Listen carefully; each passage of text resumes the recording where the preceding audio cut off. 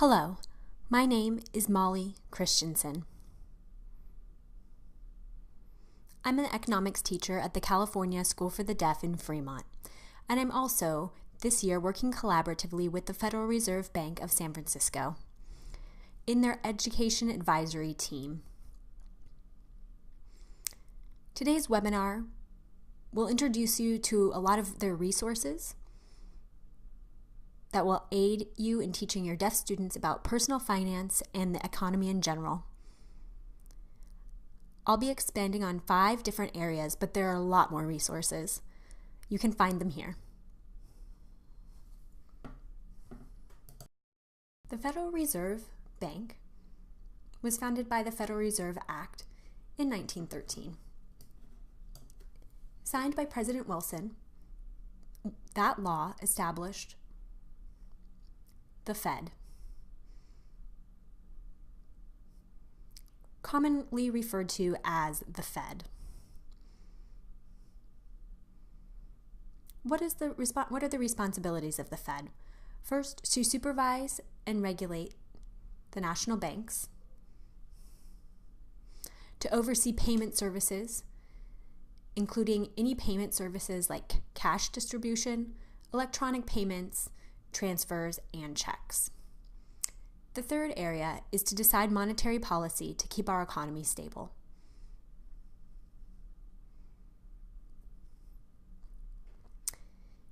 Each district has an independently run bank, and here we are in District 12.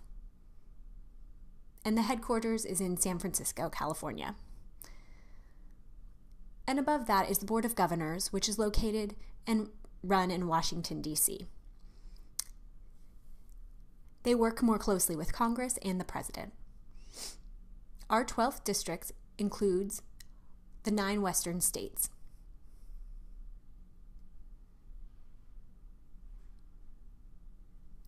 Chair the Fed game. I love this game for students.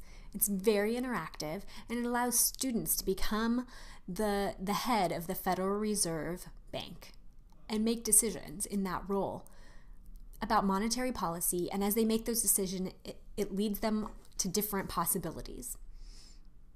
For example, students will be allowed to change the federal funds rate.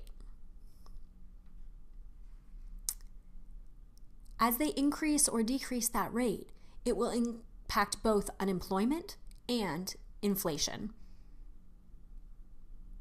price increases, and that they'll see the impacts of those decisions made high up on their lives.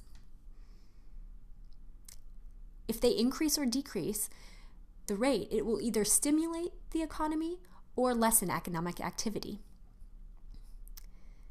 I love this activity because students discover on their own without teacher lectures, and they are able to realize the importance of that role. The best application of this is to start with a full classroom with everyone together looking at the screen. If there are no changes in the federal funds rate, if we just leave it alone, what happens to our economy? After you discover that, then you can start partnering up to play the game together. Why partners? It's a great opportunity to discuss, test errors, and improve their strategic thinking. It's a great game for economics students at the high school level. If you go to the website, there are different lesson plans ready for teachers to look through and choose the level appropriate for their students.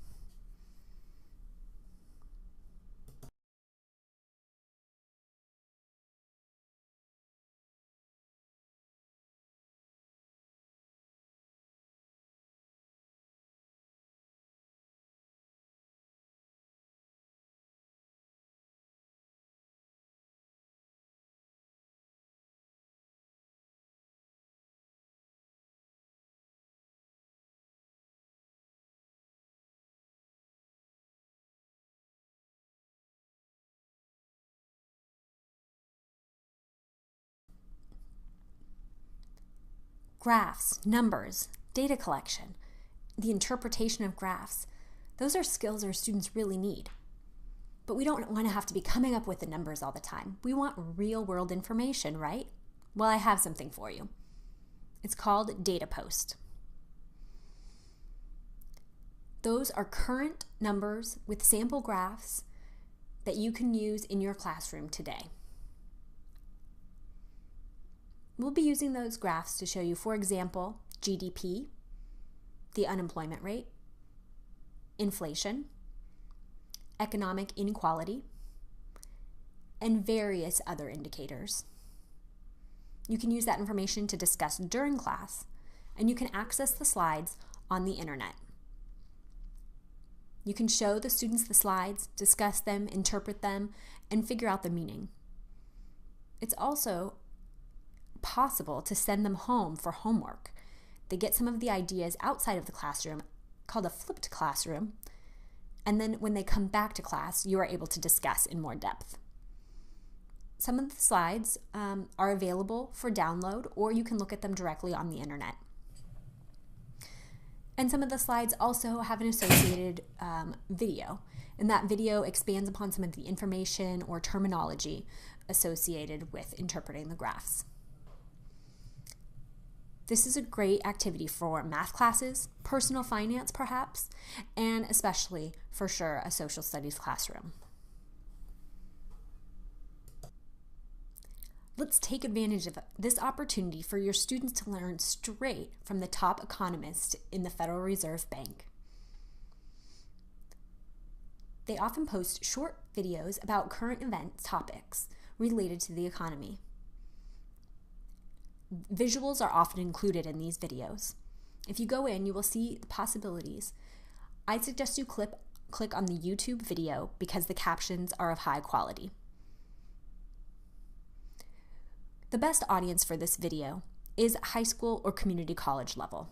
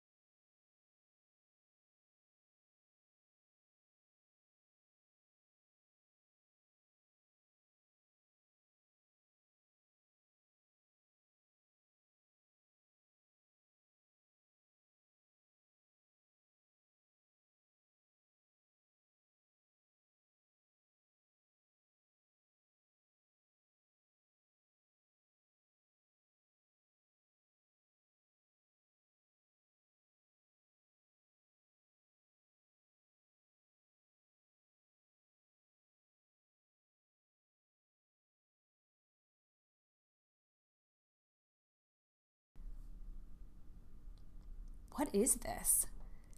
Oh, it's money that's been shredded. Old money. Shoot. Well, where did I get this from? The San Francisco Federal Reserve Bank. It is possible to go in person and take a tour of the facilities, and you can get your own.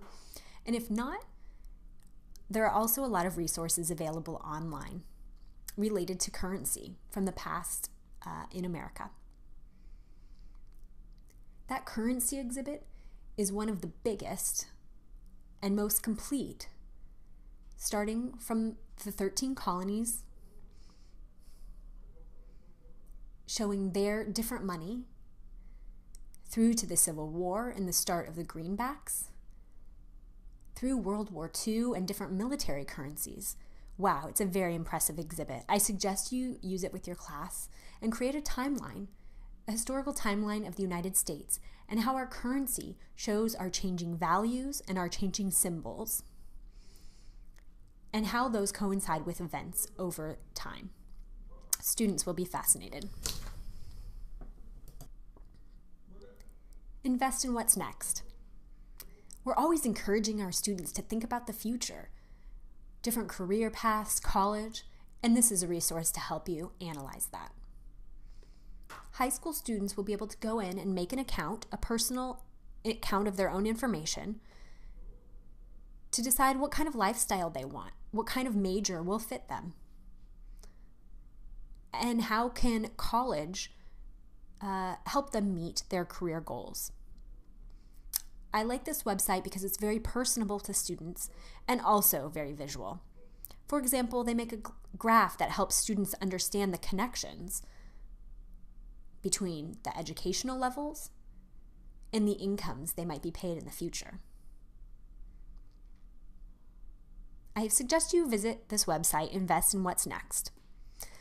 One warning, the website is still in a beta mode, but it's still worth getting started now. I've just explained and touched on a few of the resources available for you. There are many more resources that you can find at FRBSF.org/education and FederalReserveEducation.org. Now, I'd like to ask you, which of the resources will you be applying or using in your classroom soon? Or maybe, which of these resources will you be sharing with a colleague to help them use in their classroom? Please, I would love to interact with you. Be in touch through email or also video phone anytime. Be in touch.